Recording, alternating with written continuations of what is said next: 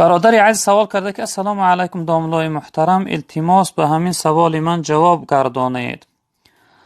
روزه گیری و نماز نخوانی، روزه گرفته چی می شود؟ اکنون برادران عزیز سوال درباره شخصیت هایی که نماز نمی خوانند خیلی زیاد است.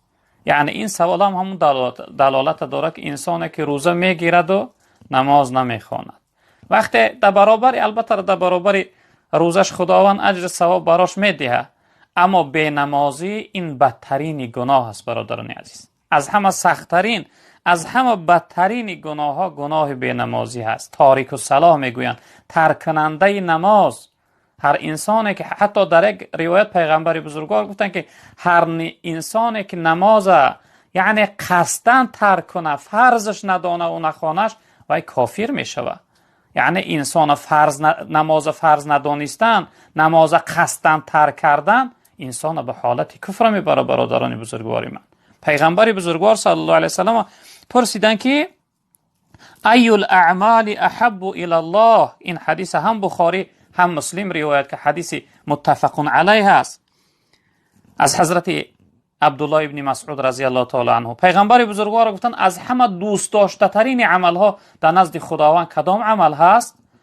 رسول اکرم صلی الله علیه و سلم گفتن که الصلاة علی وقتها. گفتن نماز در وقتش ادا کردن. از همه عملی که الله دوست می‌داره از بنده‌هاش این نماز در وقتش ادا کردن. برادر بزرگواری من، به این خاطر انسان باید نسبت به نماز بی پروا نباشه. پیغمبر بزرگوار صلی الله علیه و سلم گفتن که مفتاح الجنه الصلاة. گفتن این کلید جنت نماز است. انسانی که جنت بخواه، انسانی بخواه که داخلی جنت شود، باید نماز ادا کنه، چون که کلید جنت برای هر یک شخصیت و انسانی که نماز نخوند و کلید جنت نداره و جنت داخل شده نمیتونه.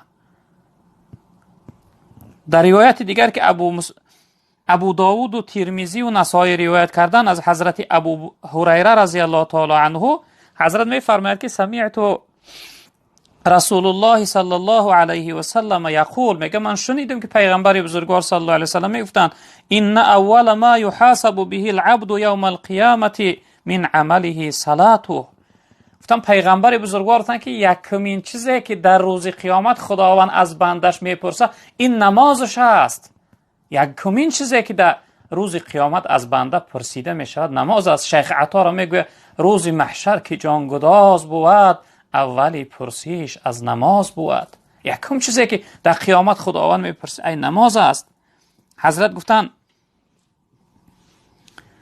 فإن صلحت فقد افلح و انجح و این فسدت فقد خاب و خسر. گفتن هر انسانی که اگر صلاحیتی یافت، جواب نماز ادا کرده توانست، نمازهاش خوانده بود، او شخصیت به تحقیق خوشبخت شد، نجات یافت.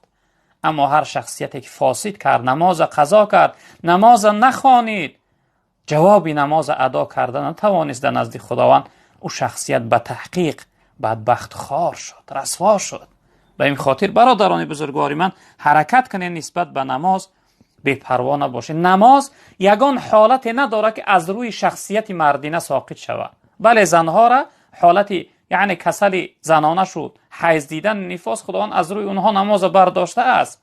اما برای شخصیت مرد مولانا یک جمله داره: زی معذوری اجازت روزه خوردن، نماز را نیست اجازت تا با مردن. تا مردنش مرد اجازت نداره که نماز ترک کنه. و این خاطر نسبت به نماز خیلی هوشیار باشه برادران عزیز بزرگواری من.